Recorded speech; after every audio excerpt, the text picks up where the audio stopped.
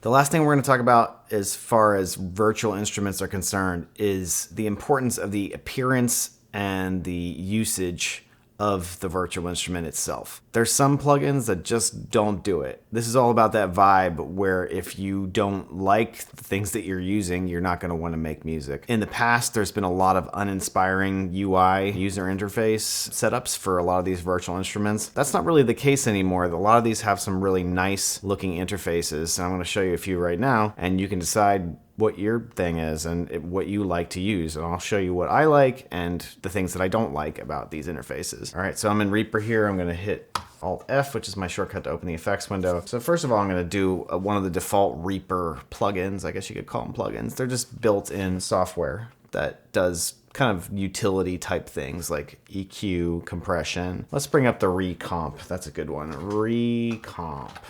We've got first is this really simple interface. Now, to me, this is really boring. I'm not sure about how you feel about it, but I think this is just awful. It's not something I'm gonna enjoy using day to day. I just assume just knock it out and not use it. Use something else that's more inspiring. I do use Recomp occasionally just to do some side chaining and some kind of really utilitarian kind of mixing utility type situations, but I don't generally use this for much else. What I do use is a different product altogether by a company called iZotope with a Z, and I'm gonna show you that now. This is more likely what I would use for compression. I'm gonna do Neutron. All right, so it takes a second, it'll come up. So to me, this is much more interesting to look at. So I'm gonna show you what a compressor looks like. So it's got this cool interface. Let's just throw a sample in here or something. Here's a good one, this is just a beat. All right, so this is just a regular kick drum that I have from one of the songs I was working on. I'm gonna go ahead and press play and then loop it also, just so you can hear what it sounds like. Just do 4 bars, and then I'm gonna drag across the top here to make a loop section, and then I'm gonna click this little recycle looking arrow thing down here, and that's the repeat. So I'm just gonna let it go through just so we can see what we're talking about here. So to me, this interface is far more interesting than Recomp. So for comparison, I'm gonna bring in Recomp. So here's Recomp, right? Tiny little interface, barely can read it. Very basic, ugly, terrible, right? So, and then I go back to Neutron and I look at this awesome compressor, and I'm just like, okay, I'd much rather use this piece of software to get done what I need to get done. I don't care how much lighter it is on the CPU. I don't care how much simpler maybe this is, to look at. And maybe if you already know what all these things are, and you probably don't if you're watching this course, the compression is just a different animal altogether when you're using a really cool interface. So I'm just gonna do a little bit of dial in here, and I'm gonna put this little threshold. So I'm just starting to compress the signal a little bit. This is what it's called, a multi-band compressor, so I can go in different sections. So this is the low end, this is the mid, this is the high. You don't really need to know much about that. What I'm just trying to do is show you a little bit of what this is doing. So this is giving me visual feedback on what the actual plugin is doing. So I can tweak these a little bit more, and then you can just see there's how this line changed as I changed it. There's just it's just much more interesting to use.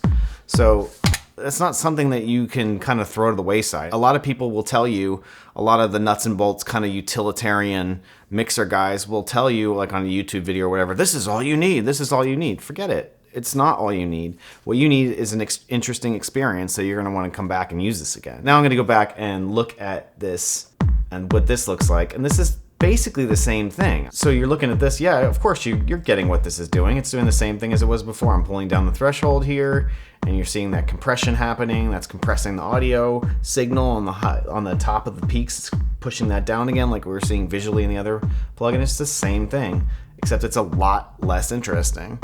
So let's go back to Neutron. I'm going to turn this off. I'm going to go back to Neutron and click it. And yeah, there's the same settings. You can grab this threshold and pull it straight down, and it's going to do that compression overall.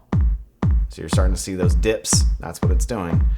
It's very obvious what's going on. And I'll just re-enable this guy, and yeah, you'll see this, and it just might not be that intuitive because you're not seeing the waveform coming through. You're using your ears, which, some would argue that it's a better way to do it, but Not necessarily. Like, let's evolve, shall we? And then, all right, there's an entirely other way to do this too, which has become popular in the last 10, 15 years, is to actually duplicate what the originals look like. Let's grab something from Arturia here. And actually, this is a vintage compressor called the 1176. That's pretty much exactly what the original looked like. This is the 1176 compressor from Universal Audio. It's the same function. It has a different sound just because of, kind of the modeling they're doing to make it sound similar to what the actual hardware sounded like. But it's essentially the same thing. You've got attack, release, the same sections that are over here. Attack, release, same thing, right? It's just about your preference. If you want to feel like you're in kind of a vintage recording studio, this might be your thing, Like, I use this from time to time. I don't use Neutron or iZotope products, like, exclusively. I don't have any kind of alliance with a specific maker of software. I do have my favorites. I do tend to use Neutron more than I would use this plugin, but I would still be able to get the same thing done just using this plugin. So you just kind of have to... Again, you're using your ears, you're not really seeing any visual feedback, which is cool. You see this little VU meter here, and it's showing you what the compression's doing to each spike of the waveform. This is cool, but like, I don't, it kind of wears off in about 10 seconds. For me, it's got to be a mix of practical and visually stunning. I mean, this UI is beautiful. I mean, I feel like I'm using a vintage compressor right now, which is kind of the idea. But for regular usage, I'm just going to use this guy because I just get it, it just makes more sense to me, the way that it's set up. So I can just easily make these adjustments. That's just one utility. There's EQ, there's reverb, there's actual instruments. This is just effects. So there's so many other versions of this. Let's check out some actual instruments now, all right? So I'm gonna go ahead and delete all these.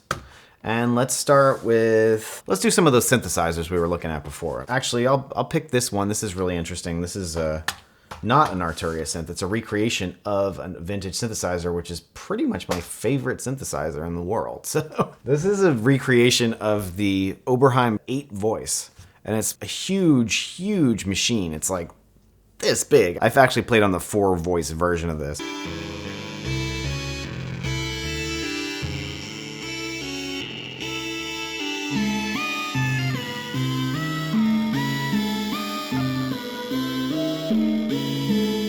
It's an insane, insane thing. Looking at this, to me, this is like very inspiring.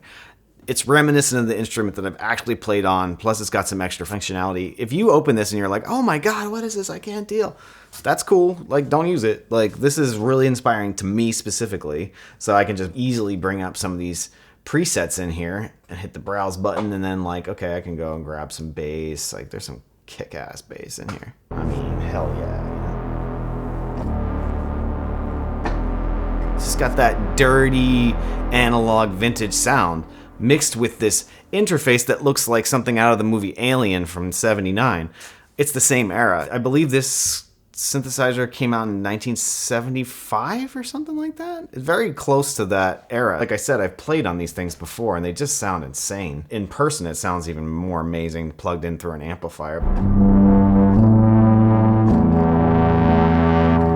It's got enough of that vintage feel that I like. It's reminiscent of the real hardware, but it's also got enough functionality, especially down here in the little control panel, that I'm just like, whoa, yeah, this is what I'm talking about. I can turn unison on really easily. I can change it from a mono to a poly synth. You probably don't know what I'm talking about, but it doesn't really matter at this point. Needless to say, it's really inspiring to use. Now I'm gonna toggle over to something else that may be a little less inspiring. Now this synthesizer I'm gonna show you now is actually awesome. Like, functionally, it's the best synthesizer of its kind for as light as it is, and it's just like, it's a really old school synth. This is called FM8.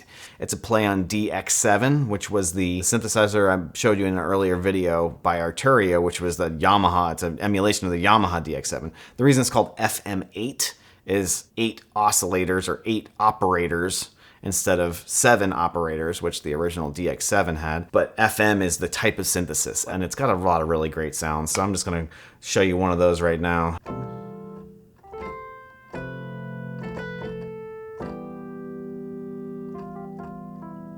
So this is actually like kind of a Fender Rhodes sound. It's not that accurate compared to newer stuff, but it still gets the job done. But that's just an emulation. There's some other really awesome ones you can play with in here. Let's do like a synth lead. Let's do like, here we go. Yeah, so this sounds a little more FM. It's kind of a metallic sound to frequency modulation. This was miles ahead of itself years and years ago when this first came out. I can't remember what year it came out. I think it was maybe 2008 or something like that. When this came out, it was like the best version of this you could get. Things have evolved since then. Like, people still use FM8 because FM8 was, you know, the only thing that was around, and it was cheap and it was easy to use in general. But it doesn't have any real pizzazz to it. I don't care how many great sounds it has. I don't want to look at this. It's like, this is just not interesting to me. So I'm going to show you the newer version again, the DX7 emulation that Arturia made of the same synthesizer, the same vintage 80s synthesizer. And we're going to compare. So now we've got this other. That's an electric piano, just like the other one was. So yeah, I mean, it's still got that vintage feel. It probably has a little better of a sound engine, so it sounds a little bit better, but it's kind of the same instrument. However, it is, you know, far more interesting to look at. I mean, it's really kind of the same thing, but I would much rather use this. As I mentioned before, this is really close to the original version of the DX7. These buttons are the right color, but then you've got this really cool interface. It's like a feedback loop. So you're playing it, you're seeing it on the screen, you're getting this feeling of using it as a musical instrument. I think it's much more interesting to look at this than it is to look at that little tiny white screen window, FM8, and a list of patches, you know. Sure, you could go in here and adjust some of the settings, and it's just really kind of uninspiring to look at. Like, I don't want to spend all day in here. Like, I would want to get what I needed and get out of here, you know? That's utility versus experience. There is something to be said for production and speed and things like that when you're under some kind of deadline. But that's what we're trying to learn in the beginning, is to kind of get that fluidity with things that are interesting first. Do it right the first time. Get something that's interesting to look at and use that and learn how to use that so you're fast enough and you won't have to use kind of a utilitarian interface like FM8 or Recomp or any of these other built-in, very low-tech, very uninspiring looking plugins.